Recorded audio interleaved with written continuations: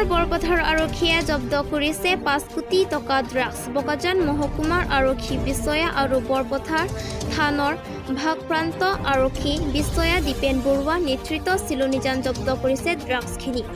AS03 T2397 নম্বৰৰ এখন বাহনৰ পৰা জব্দ কৰিছে ড্ৰাগছখিনি। আৰক্ষীয়ে ড্ৰাগছ হৈছে ফৰেষ্ট মালিক নামৰ এজনক আটক কৰে।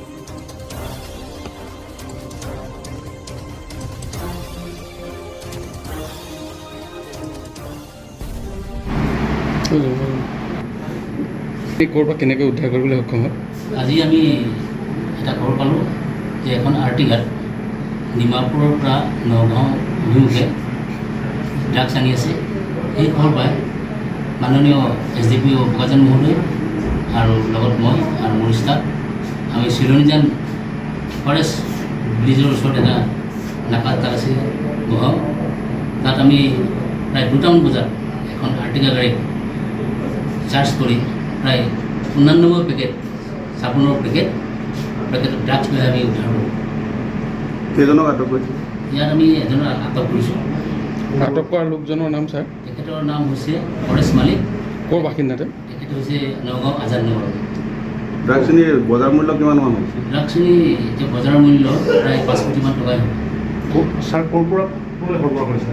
এই ড্ৰাগছখিনি তেওঁ ডিমাপুৰৰ পৰা নগাঁৱলৈ নিবলৈ আহিছে। পূৰ্বতত জড়িত আছিলে নেকি ছাৰ তেওঁ? এতিয়া সোধপোছ চলি আছে।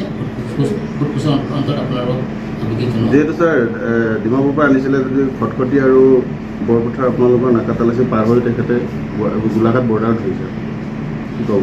চাওক, এইটো হ'ল তেওঁলোকৰ এটা নতুন পদ্ধতি। যিবিলাক তেওঁলোকৰ দৰ্জাৰ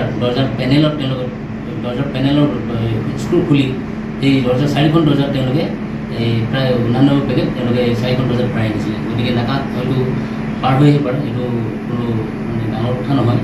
কিন্তু আমাৰ নাকাত পেনেলটো খুলি চোৱা নহয় আৰু পূৰা চ'ৰ্চ থাকিব লাগিব যে এইখন গাড়ীতে নিছে, চ'ৰ্চ থাকিব লাগিব।